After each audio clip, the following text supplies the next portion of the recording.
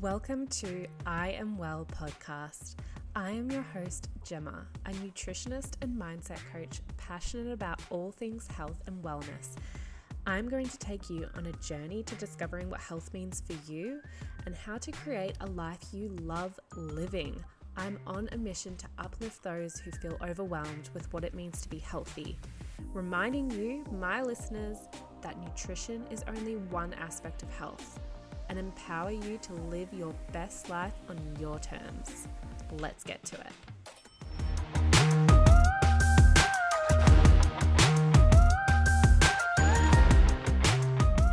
Hello everyone, and welcome back to I Am Well podcast. Today I am going to guide you through on how to get started with fasting, how to choose a fast that's right for you, and how to choose your eating window, what it means with the different types of fasts, how to choose a fast when you're going through perimenopause, menopause, compared to someone with a regular cycle or who is supposed to have a cycle but has irregular cycle. I'm going to get down to all of these topics, especially one of the biggest questions that I always get asked is, what can you eat in your fasted state that won't break your fast? I will definitely dive deeper into that as well. But first, I just wanted to remind you all that at the moment there is a competition going for one of the boxes that we had left over from the wellness retreat. So we did 2 Recalibrate wellness retreats this year in Brisbane and Gold Coast in Queensland. And they both were amazing, but we had 1 box left over. Now, this box has the hormone wellness rollers in it. These hormone wellness rollers are literally amazing. I made them for myself as well during the retreat because I wanted to have some as well.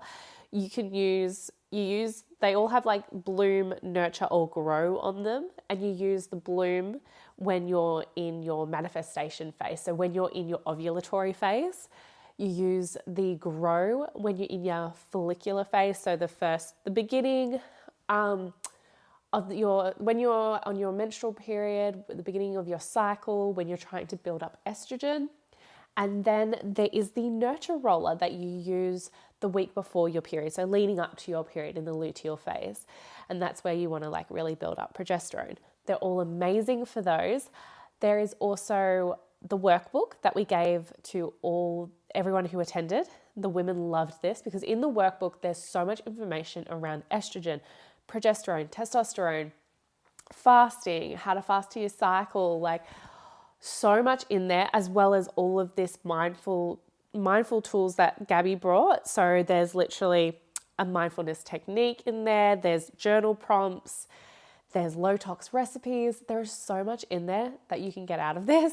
So I just wanted to remind you all of here that this is, I can't get my words out, that this box is on for a competition. That didn't even make sense. I didn't even say that in the right way. What am I trying to say? On my Instagram, if you follow me on Instagram, look at the post and you'll see a post that it has the Fast Like a Girl book from Dr. Mindy Pelz, because that is also within the box. So look at that post and you will see all the details on how to enter this competition. I'll leave the link to that in the show notes below, so you can just click on that and go straight there. You don't have to look it all up. But all you have to do is just tag 2 people and like the post and be following Gabby and I, and you're in it to win it. So this is being drawn on the 1st of August and closes the day before, Australian Eastern Standard Time. So if you want to win this box, as I said, you've got the rollers in there, you've got your workbook, you've got Fast Like a Girl by Dr. Mindy Pelz. This box is well over worth $60. So yeah, as I said, you got to be in it to win it. There's a whole bunch now. I also forgot. There's literally my I Am Well Daily Hub. I Am Well journal, the daily journal that I put in there as well. So many wellness goodies in there. And yeah, I wish I could get it. I mean, I've already read the book, but like, it's just so aesthetic, the whole box. So I really want it.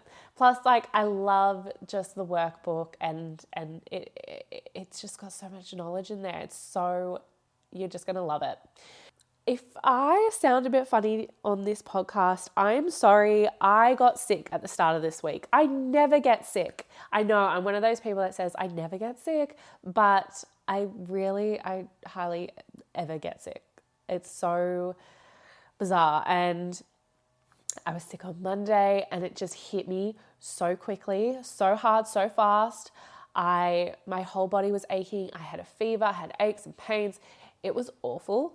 So many people tell you that when you get sick, you need to eat more to give your body nutrients to thrive, like to keep getting through it, because it's like a battle, I guess. So they're like, you got to build up that nutrients, you got to give your body some fuel to fight this virus off. But I actually learned that it is better to fast in these situations, because when you fast, you lean into autophagy fasting, and autophagy means self-eating. So your cells are eating themselves. So when you lean into autophagy fasting, when you have a virus in your body, the virus can only thrive if there is glucose within your cells. But if your cells are eating themselves, then there's no glucose. So the virus will not thrive. The virus will die off quicker. So it's actually better to lean into a fast. And luckily, I'm in my grow phase. So I've had my period, so I'm allowed to fast during this phase. Because unfortunately, if you are sick and you're in your nurture phase a week before your period, it's still best not to fast. No longer fast than 12 hours. 12 hours is the maximum at this time, because we want to prioritize hormones over it all, unfortunately. But if you're menopause or you're a male, you can lean into this whenever you want. So there's that. For me, though, I was so thankful because it was the week of my period. So I was like, okay, cool. I'm leaning into a fast. I felt so crap Monday. It was awful. And then Tuesday, I woke up. I told myself before I went to sleep, because I had a really bad night Monday night. I told myself before I went to sleep that Monday night, I was like, you are going to wake up in the morning and you are going to feel amazing. I said that because I was trying to manifest it, because I was so worried that I was going to get worse. I actually woke up in the morning and I did. I felt so much better. Now, like, I'm not saying it's because I said that the night before, but it helped, I feel like. But also I leaned into a fast that day. So I fasted for like 20 hours, and then I broke it with avocado, and because I broke it with a fat, so like a healthy fat. And then what did I have after the avocado? Oh, I had homemade beetroot dip, which was so yum. It's like chickpeas and raw beetroot like mixed together, and with like tahini sauce. I always get tamari and tahini confused. Tahini sauce. It was so yum. And I had leftovers of it. I didn't like literally make it that day. I had leftovers. So I had that, and then just dipped like carrot in there. So then I got like, the good polyphenols and, fiber and stuff from the vegetables straight after my healthy fats. I would have loved to add in a probiotic in there, which would have really, really helped. But I just didn't have any. Oh, I thought I didn't have any kimchi or anything. Turns out I had sauerkraut in the fridge. I just missed it. Anyway, you don't want to know what's in my fridge. But yeah, I feel like that really helped, because then the next day I felt so much better. Yesterday I had more energy. I was able to get up and do things. And today I'm even more better. But I do still have a bit of a blocked nose. So if I'm sounding quite nasally, you know how you just get used to your own voice? If I'm sounding quite nasally, I'm sorry. I apologize for it. There's nothing I can do. Anyway, I'm feeling good. That is the main thing. That is good vibes. I'm having good vibes. I'm feeling good. So let's get started in today's episode, how to choose a fasting lifestyle that works for you. Okay, so where you want to start off with is going back to those 6 different fasts. You would have heard an episode all about this, but I'll quickly remind you. It starts off with intermittent fasting. So intermittent fasting starts from anywhere from like 12 hours up until 16 hours of fasting where you're not eating in that time. And this really helps. So there's been so many tests out there. Like this was like one of the big fasts that came out first, but this really helps boost energy levels. It helps with weight loss. It doesn't so much help with weight loss when you're like weight loss resistant, but it does help. It's been proven. There's studies that have shown that it has helped with weight loss. As I said, like helps with energy. It's a really good one to start you off with. So I love intermittent fasting, and there is loads of information out there on intermittent fasting. And I feel like when everyone thinks of fasting, they think of intermittent fasting. But yeah, there's so much more. So obviously there's that one that you can lean into. The second one is autophagy fasting. So this is where your cells are eating themselves. This is a huge cleanup in your body. When you hit autophagy fasting, you are like next level. Your whole body system, you're at a cellular level, is literally detoxing itself. So this is great for detoxing. Great to try to help, with the immune system and stuff. Great with energy as well at the same time. And also you get the added benefits from the intermittent fast. Then we move into the 24-hour fast, which I did a whole episode on too. That's about healing your gut. This one is great because it gets those stem cells into the gut, so it really helps to rejuvenate the whole gut. That's what it's all about. So if your goal is to heal your gut, then 24-hour fast is what you want to work your way up to. Then when we go up from there, we've got the 36-hour fast. So 36-hour fast is where you want to, for those women or anyone, women or male, that are wanting to lose that stubborn weight that they just cannot lose, especially for women around the belly fat. Women really struggle to lose this weight there. It's so stubborn. When you lean into a 36-hour fast, it has shown that it will drastically reduce that weight. And there is a study on this. So these women, don't quote me on this. I can't remember exactly how many women and what the study was about. I can find it and leave it in the link in the show notes below. So I'll try to remember to do that. But these women were put into a 36-hour fast. And then when they broke it. And then for the next days following that, they leaned into, I think it was like a 12-hour fast. They leaned in and out of 12-hour fasting for the week following. And then I think they went back into a 36-hour and then leaned in and out of the 12-hour again. And I think they did this over a 4-week period. They ended up losing that stubborn weight. Now, I know not everyone can do that, especially if you are on a monthly cycle, but there is also women that I am seeing right to this day, like post within the Dr. Mindy Pelzer's group all about 36-hour fasting. Like they are getting to this magical number and they are losing that stubborn weight and they're going, oh my God, I can't believe finally, like this is all that it has taken. That is because some people's bodies need a little bit more time in that fat burning state to get rid of that stubborn fat. Because you've got to think about it, like your body has stored it for a long time. And this isn't just with what you're eating. This is all the toxins, the chemicals and stuff that have been put into your body as well. Your body has stored this for a long, long time.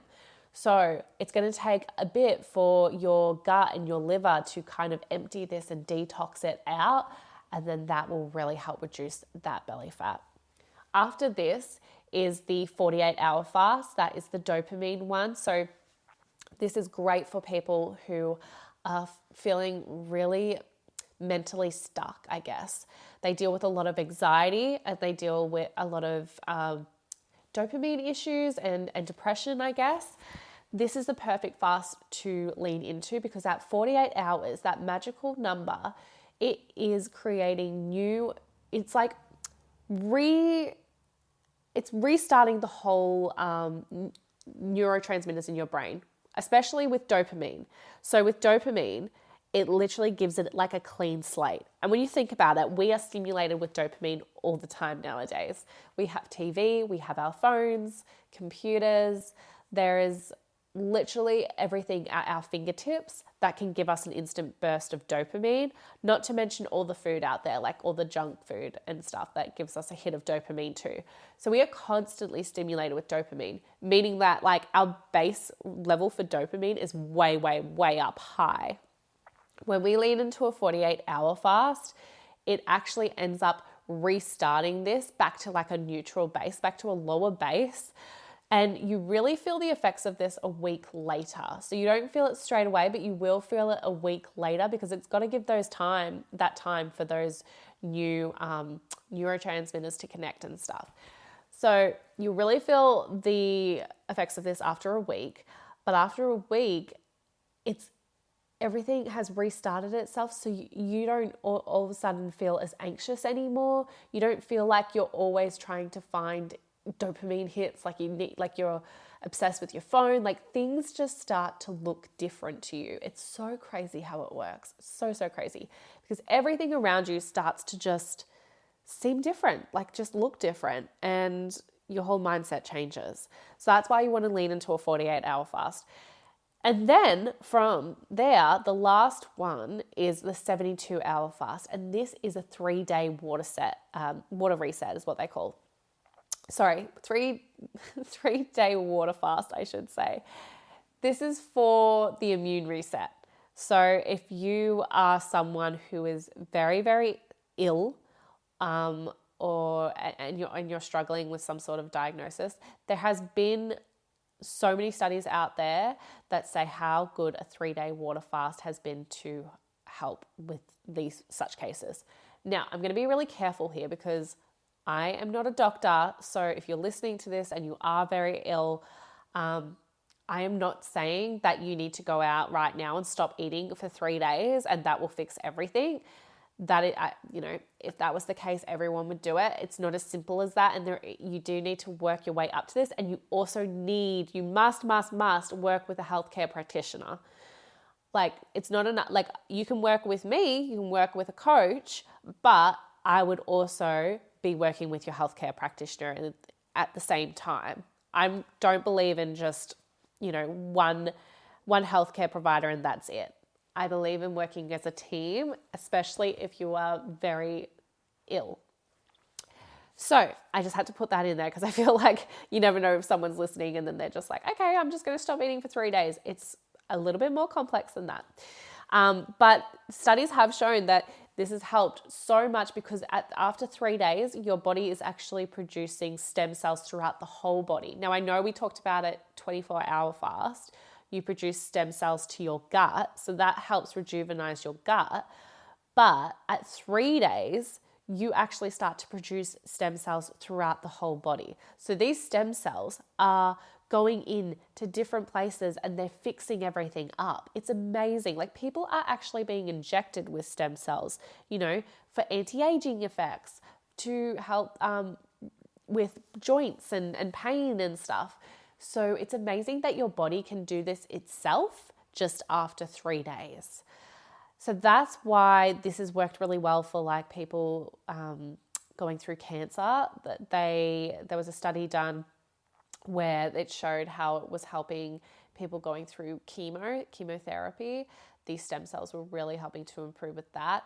And there was also a study done on those who have diabetes, even type 1 diabetics, that were leaning into a 3-day water fast, and they were all of a sudden their pancreas was able to produce new cells that could produce insulin, which is insane.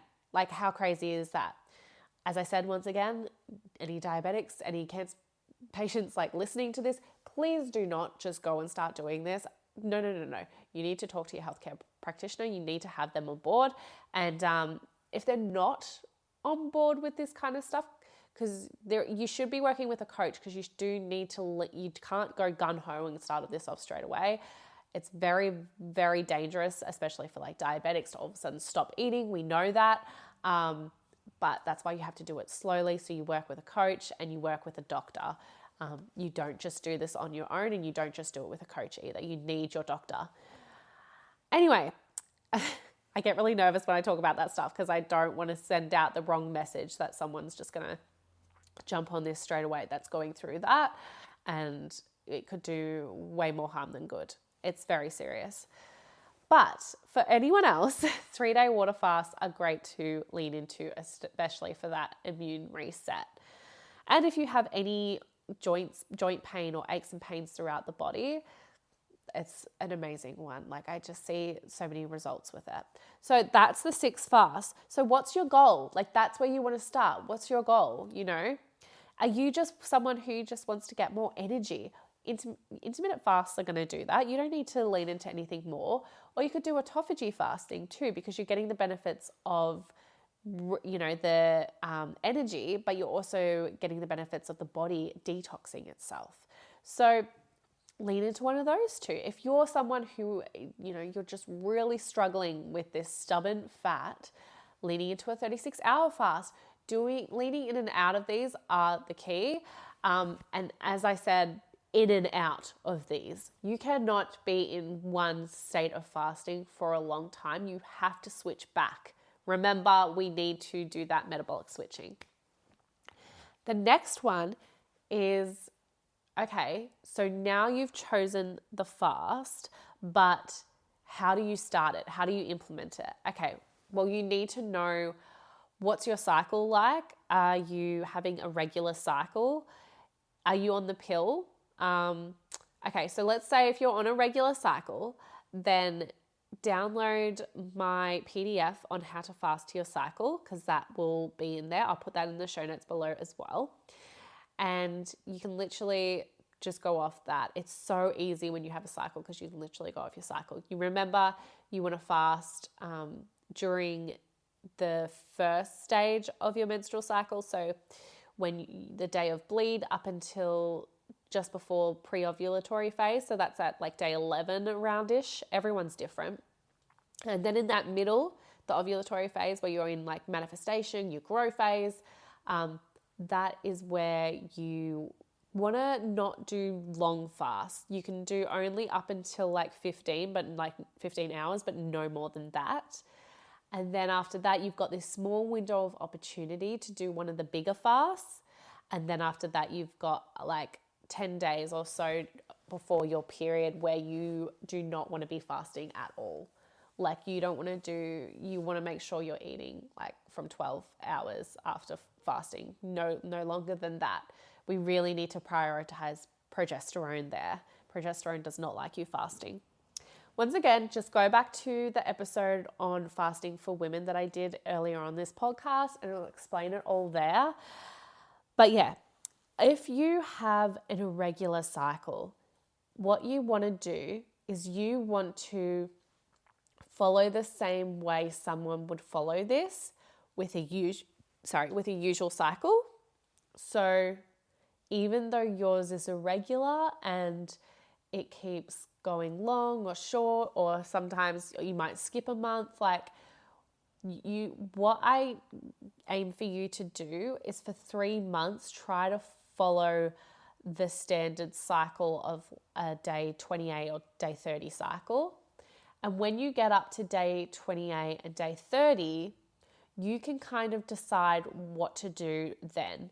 Now, this is really like something that you need to really listen to and catch on here.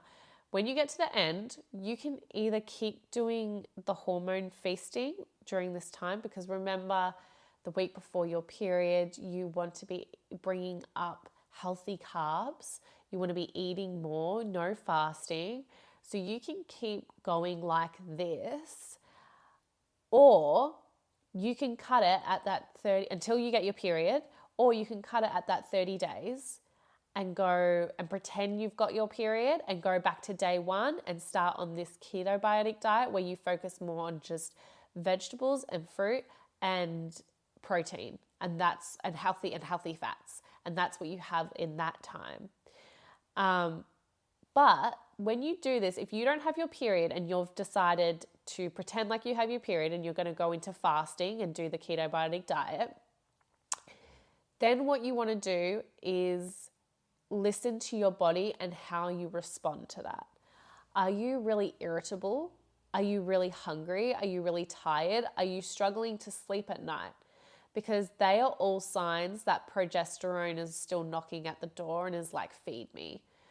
So if you go into that ketobiotic phase and you're feeling like that, okay, you need to pull yourself out of it and you need to go back to the hormone feasting and pretend you're still at your week before your period phase and be eating lots of healthy carbs and bringing up that progesterone. And eventually what the goal is to bring the progesterone high enough to then let you shed so that you have your period. That is the goal there. So what I aim for you to do is try to go through a normal monthly cycle though for 3 months, because you are going to convince your body to get into this rhythm, and it just works. I promise you it works. Your body will get into a rhythm and it will start to listen, and all of a sudden it just starts to work. It's like women who are always out in nature and they're always under the moon. Eventually their period and their cycle, like, it ends up lining up to the moon cycle. It happens for a lot of surfers in Hawaii, I heard. So that's how it's supposed to be. Like, that's nature. So just try to work to a monthly cycle for 3 months and we'll see how your body goes, and if all of a sudden you go back to kind of having a regular cycle. After this, so the other things are to consider is perimenopause. If you're perimenopausal, your period could be going all over the place. You might not be having a period for 2 to 3 months. That is fine. Once again, it's kind of similar to the irregular. You really need to listen to your body, what your emotions are telling you. Are you hungry? Are you tired? You're not getting enough sleep? Could be progesterone knocking at the door. So we don't always want to keep you in that high carb area for too long, but we do want to have you there long enough so that it can help you shed and bleed, but obviously we don't want to keep you there too long. So we do need to go in and out of these states. That's why it's good to pull yourself out, try ketobiotic, try how you go, try fasting, see how you feel. If you're really irritable and struggling, then you may need to go back. But otherwise, I would give you the same advice as I do for those with an irregular period, is to follow a monthly cycle, because we still want to see if we can prolong this perimenopause phase and see how long we can, if we can. So that's why you want to follow that monthly cycle. If you're in menopause or you're a male, you can literally fast however you like. You can follow the monthly cycle or you can do weekly. Weekly is where you might have different goals. So you might want to really work on fat loss. So you might want to do like 4 days of, autophagy fasting. And then on the 5th day, you might do like a 24-hour fast, or 36, say you do a 36-hour fast. Then you break that fast, you eat, and then on the last day, you don't do any fasting. So 4 days autophagy fasting, where you're fasting for 17 hours. On the 5th day, you are doing a 36-hour fat burning fast, and then that will lead you into you'll break your fast on the 6th day, and then on the 7th day, no fasting at all. That's like a really intense fat burning system, and you can do that on a weekly basis, and I promise you'll see results, because it's been proven time and time again. So those women that you're really struggling to lose that weight, just know it's so good, because you get to choose however you want to do this to whatever goal suits you. So then next question I usually get asked is like, okay, well, does this mean I can't eat breakfast? Because I love eating breakfast. Okay, with choosing your eating window, you actually get to choose it whenever you want. That's why I love this lifestyle, because it is so flexible. So just because you go into fasting doesn't mean you can't have breakfast. If you are a breakfast person, you love breakfast, have breakfast. That is fine. But say you want to keep your eating window to 8 hours, well, have breakfast and then finish dinner earlier. So what's that? Like, say you have breakfast at 9, 10, 11, 12, 1, 2, 3, 4, 5. So at like 5 p.m., you're going to stop eating. So have breakfast at 9, 5 p.m., stop eating. That's actually really good time to eat, because I don't know if anyone's heard of this term a lot, but it kind of goes off your circadian rhythm, which is amazing. So circadian rhythm is where we're really leaning into what's more natural for our bodies to do.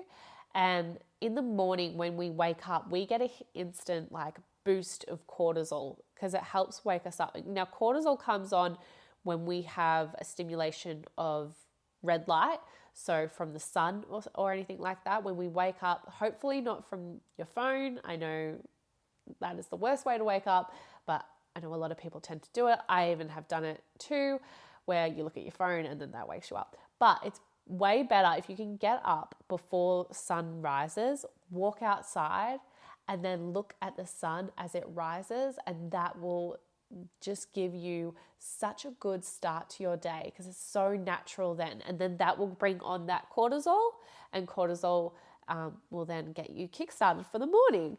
And in the morning is actually like the best time to like work out as well because you've got that burst of cortisol. I know everyone feels so exhausted by the end of the day. And that's because the cortisol is going a bit lower towards the end of the day. But in the morning, it's quite high. So that's why it's good to do a lot of exercise in the morning. If you're someone that's like, but I can't exercise while I'm fasting, yes, you actually can. And it actually is really good. When you exercise while you're fasting, you can help break down that muscle and get rid of the fatty parts of it. And then when you break your fast, you can break it with some protein and instantly it'll like the protein goes straight back to the muscle and you'll help develop a really nice lean muscle. So that's why it's actually really good to fast during that. So you can wake up in the morning, have your breakfast. You wake up in the morning, exercise, and then have your breakfast to break it and then not eat at 5 o'clock, you know? So when we get to the end of the night, what you want to do is you want to then go outside again and you want to watch the sun set. And then when the sun sets, this brings on melatonin. So melatonin really helps relax the body and helps us get ready for sleep. When melatonin's up, cortisol's down. When cortisol's up, melatonin's down. So that's why we want to walk outside, we want to see that sunset, and then we want to stimulate that melatonin and go to sleep. It's actually best for us not to eat when melatonin is rising or is up. So that means not eating in the dark because we are actually more insulin resistant in the dark, meaning our bodies aren't storing glucose properly during that time because our bodies are prioritizing us to get to sleep. So you're going to be more likely to store it in places you don't want to store it as fat and that. So that's why it's actually better if you can have your eating window during the light hours of the day. But as I said, it's very flexible for you to choose this eating window. You can change it all the time. If you have an event on and you want to eat at the event because you know it's a social event and everyone's going to be eating, that's okay. You could just fast before it or you could fast after it. You fast the next day. It doesn't matter. You can always change it. You don't have to have it so structured. It works to suit you, not the other way around. You know, if you're someone who's out traveling lots and you're always on a plane and something like that, why don't you just try fasting while you're on the plane? Especially because like the plane food's never the greatest for you.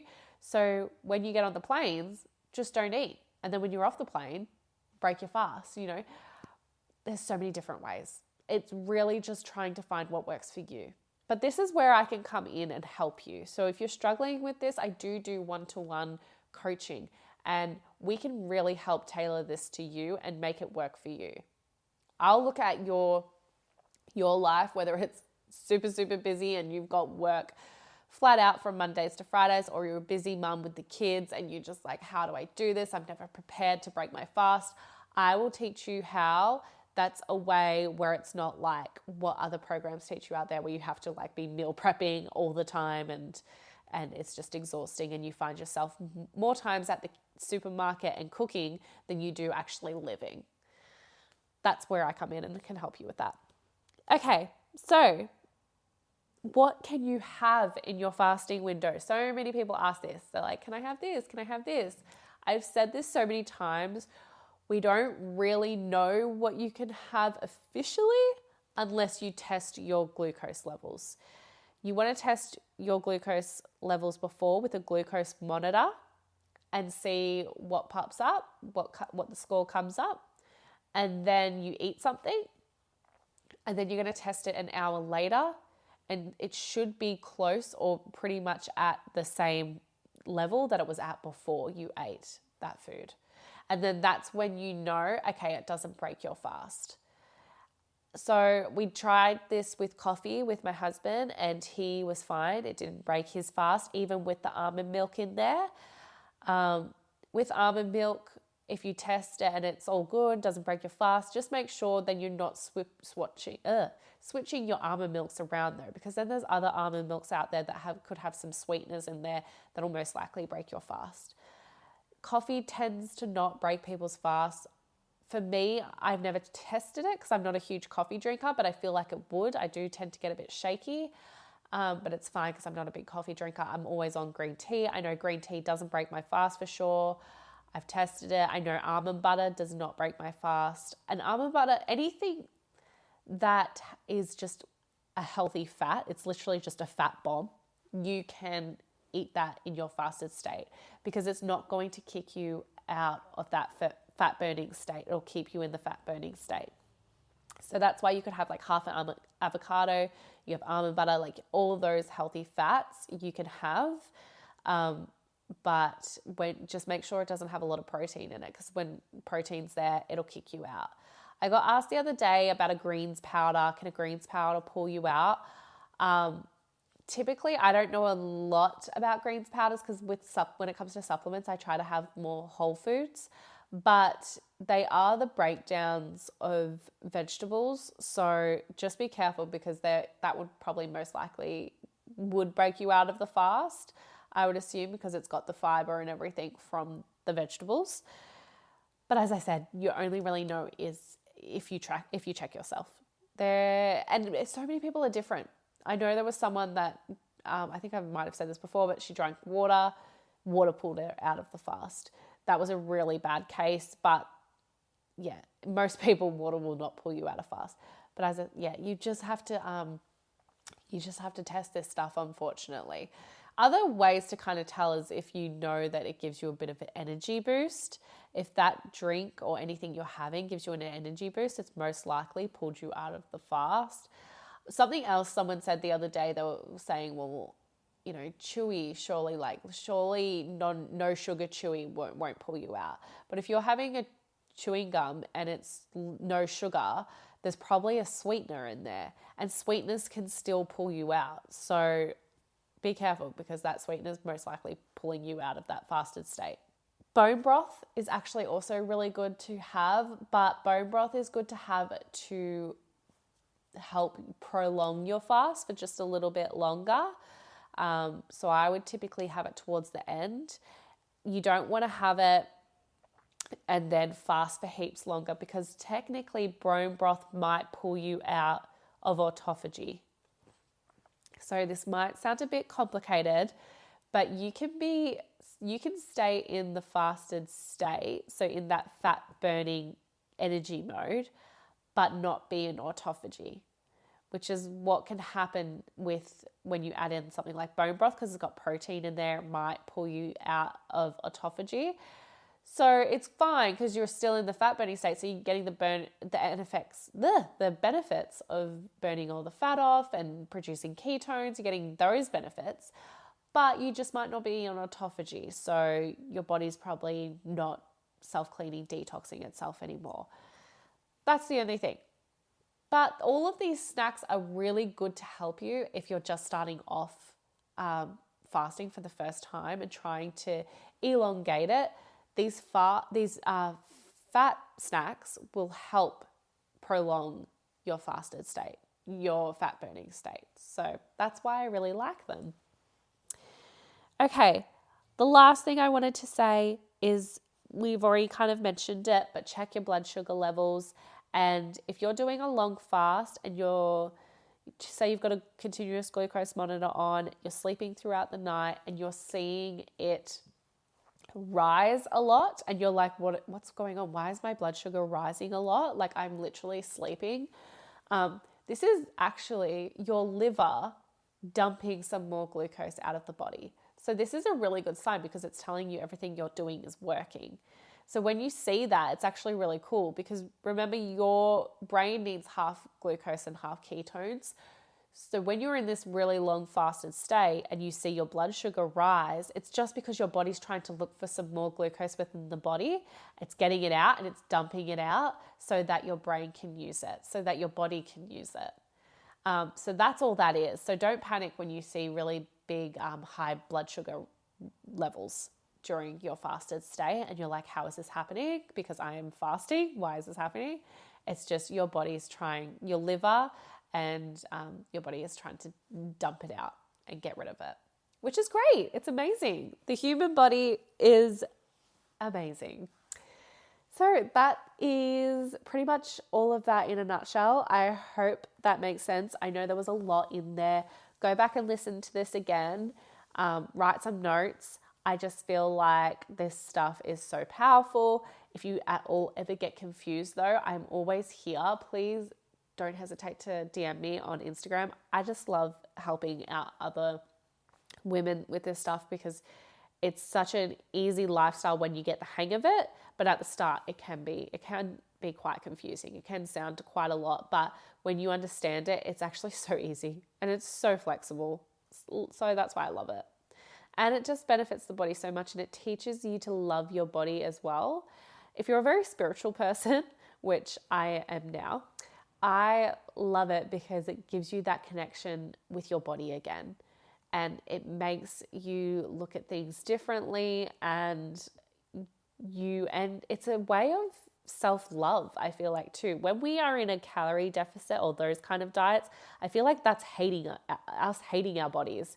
It's us trying to do something to punish our bodies. But when we're in these fasted states and we're doing this, it feels really spiritual. I don't know how to explain it, but when you start living it, you'll understand. Anyway, all the links will be in my show notes below. I'll leave it there. Thank you so much for listening. If you liked this episode, please leave a rating or review. But otherwise, I will talk to you all in the next episode. Thank you. Bye, guys.